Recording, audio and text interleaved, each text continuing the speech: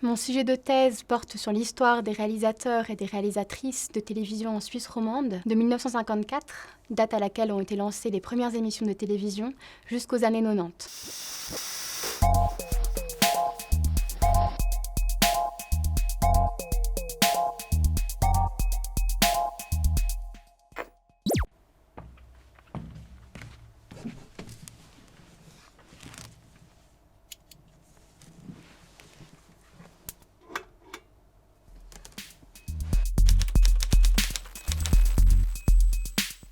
Je m'appelle Roxane Gray, je suis française et après un master en histoire culturelle et sociale à l'université de Versailles-Saint-Quentin en Yvelines, je suis arrivée en Suisse, à Lausanne, il y a maintenant plus de 4 ans, fin 2016, pour intégrer le projet de recherche pour une histoire élargie de la télévision en Suisse. Ce qui m'a intéressée dans la réalisation télévisuelle, c'est que c'est une profession que l'on croit bien connaître. Un peu à l'image des cinéastes, on pense à des auteurs de fiction, à des créateurs de belles images. On pense aussi à un métier de pouvoir à la tête des équipes de télévision et que l'on associe beaucoup à une posture masculine. Et ce que j'aimerais bien, moi, montrer, c'est toute la diversité des pratiques de travail et des profils qui ont pu être progressivement effacés de la mémoire de cette profession.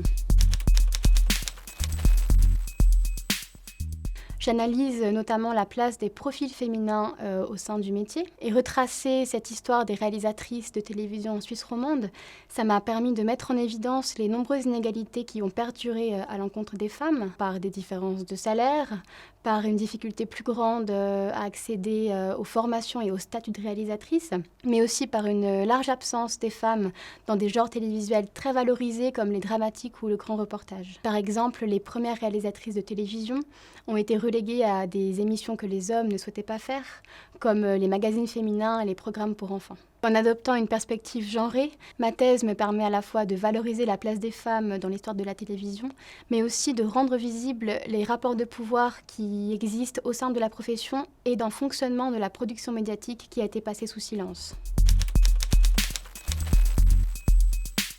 Et je pense qu'il est d'autant plus nécessaire aujourd'hui de prendre conscience des mécanismes parfois très subtils des rapports de pouvoir qui nous entourent, pour mieux les éviter, mieux les contourner et mieux les dénoncer. Il y a à la fois des évolutions et des améliorations, et en même temps, il y a aussi une certaine continuité.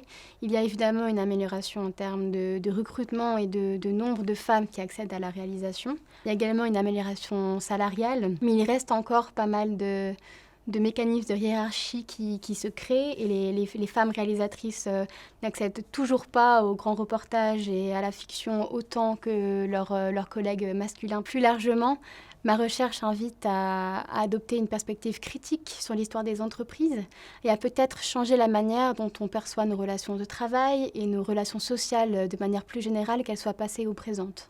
J'y vais ? Ouais.